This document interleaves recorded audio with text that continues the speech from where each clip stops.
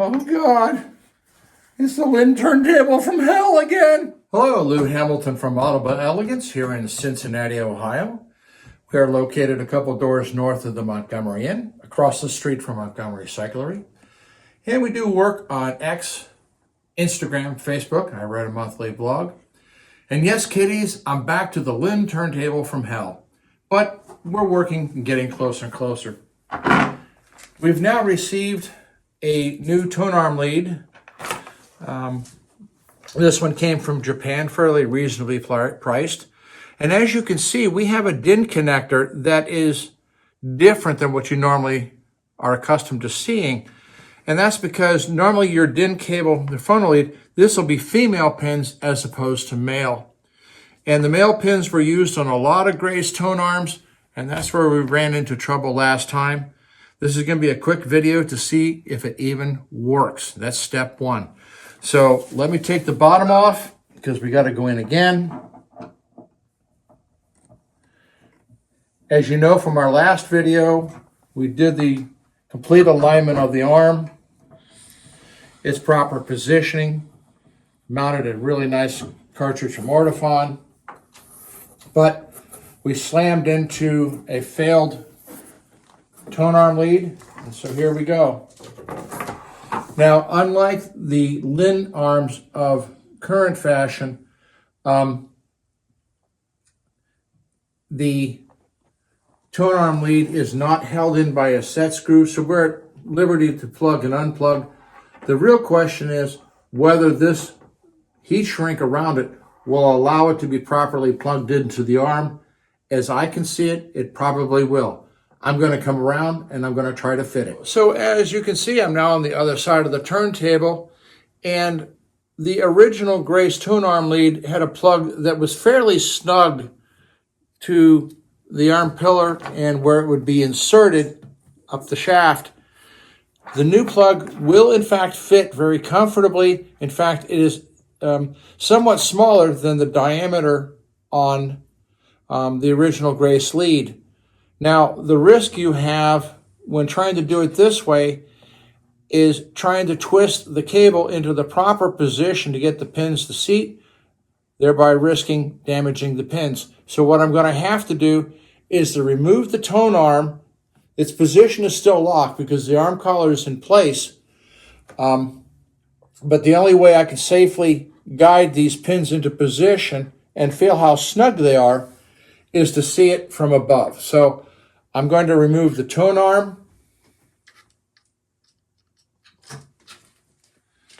I'm going to sacrifice the height that we had said as being right because I've got to get that lead in there without wrecking the arm. I've removed the counterweight so that I don't damage the bearing system by it banging around. And now I can see the female pins of the tone arm, which in modern terms, these are the male pins. It's the female end on the cable itself. Now I'm going to see the orientation. I can cleanly see it. The problem with aftermarket cables is they're going to be fairly stiff and can be problematic. So now I can feel it, and she's inserted. Now, what I'm also looking for is I'm not trying to put any pressure on the bearing assembly as I push it in. I've got to make sure that the cable is not going to fall out of the 5-pin DIN socket. And this went in fairly snug. I was real happy to see that. So now I'm going to rethread this through, and we'll go from there. Okay, so now here we're trying to keep the cable inserted and drive it through the arm collar on the board. And instantly you can see it's not going to go that way because the diameter of the plug itself is the same size as the arm pillar collar. The next plug won't fit through. So a lovely thought for something that's going to fail. So I'm going to have to do it the more risky way. So in order to get the cable into the arm, I'm going to feed it through because the RCAs are such a size that it won't fit. Now I can look at it from the top side, the pins and the socket, and go for the fit.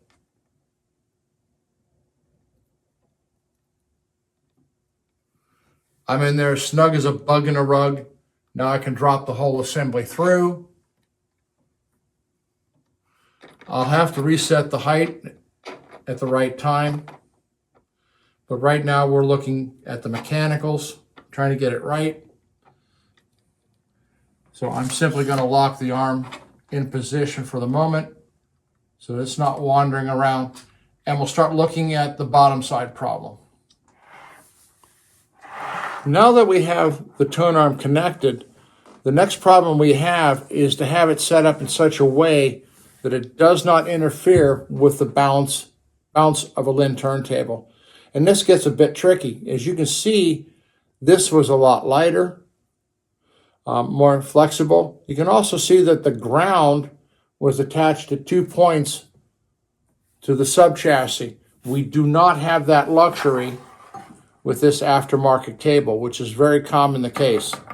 So whether we're going to have a ground loop type problem is a question.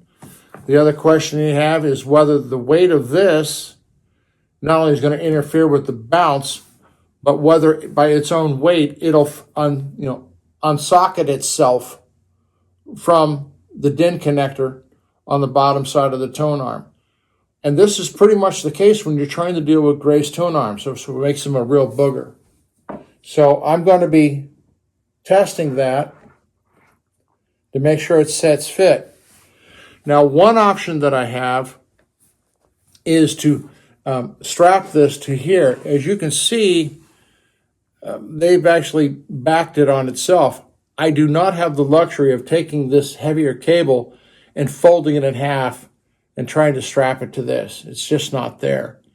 So I have to look at what's going to be done. There's no way I can take it over to the normal Tonearm Lead output.